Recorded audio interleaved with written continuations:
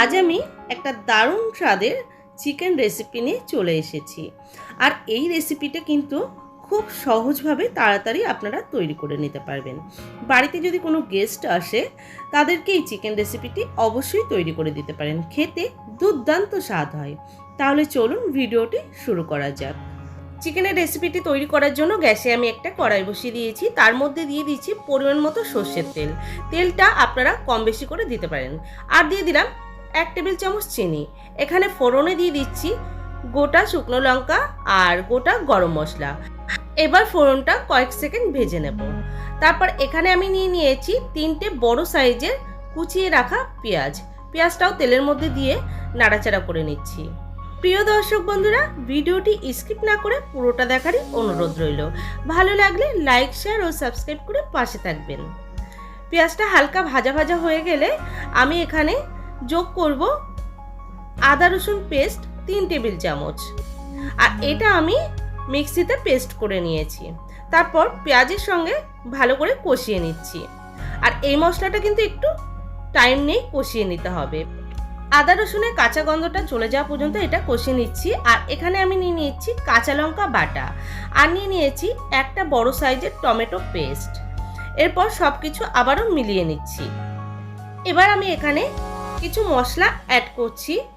প্রথমে দিয়ে দিয়েছি লবণ, হলুদ, জিরা গুঁড়ো, ধনিয়া গুঁড়ো, লঙ্কার গুঁড়ো। তারপর ভালোভাবে মিলিয়ে নিলাম। এরপর গ্যাসের ফ্লেমটা হাইতে রেখে আমি এই মশলাগুলো খুব ভালো করে কিছুক্ষণ ধরে কষিয়ে নিচ্ছি। আর মশলা যত কষানো হবে ততই কিন্তু রান্নার টেস্ট বাড়বে। মশলাটা একটু কষিয়ে নেওয়ার পরে ঢাকা চাপা দিয়ে একদম কমিয়ে রাখছি।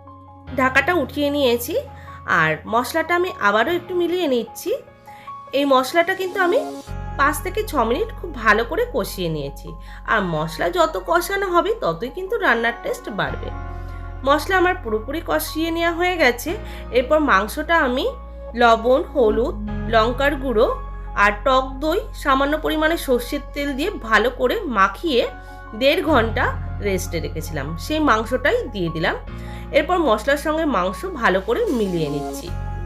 কড়াইতে মাংসটা দেওয়ার পরে কিন্তু গ্যাসের ফ্লেমটা একদমই কমানো যাবে না, হাইতে রেখে একটু নাড়াচাড়া করে নিতে হবে। আর এই মাংসটা খেতে যে এতটাই সুস্বাদু হয় বন্ধুরা, আপনারা যদি বাড়িতে এইভাবে না তৈরি করে থাকেন তাহলে একবার অবশ্যই তৈরি করুন, খেতে দুর্দান্ত স্বাদ হয়। মাংসটা কিছুক্ষণ নাড়াচাড়া করে এরপর আমি ঢাকা চাপা দিয়ে 5 মিনিট রাখবো।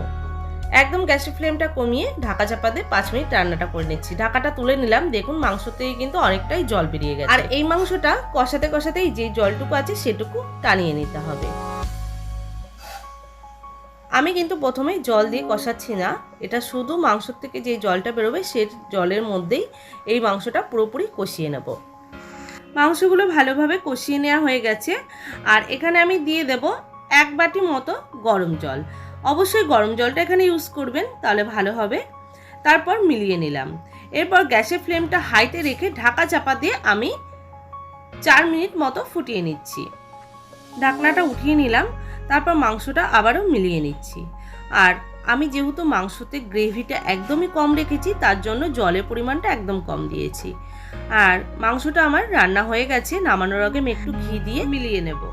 আপনারা চাইলে এখানে গরম মশলা গুঁড়ো দিতে পারেন। যেহেতু আমি ফোড়নে গরম মশলাটা দিয়েছি, তার জন্য গরম মশলা গুঁড়োটা আমি এখানে যোগ করছি না। আর মাংসটা আমার পুরোপুরি রেডি হয়ে গেছে আর মাংস সুসেদ্ধও হয়ে গেছে। এরপর আমি নামিয়ে নেব। তারপর মাংসটা 5 মিনিট স্ট্যান্ডিং টাইমে রেখে প্লেটে পরিবেশন করে নিচ্ছি। আর রেসিপিটি দেখে তো বুঝতেই পাচ্ছেন যে কতটা সুস্বাদু হয়েছে। আর একবার এইভাবে বানিয়ে দেখুন, সত্যি বলছি বন্ধুরা, খেতে দুর্দান্ত স্বাদ হয়।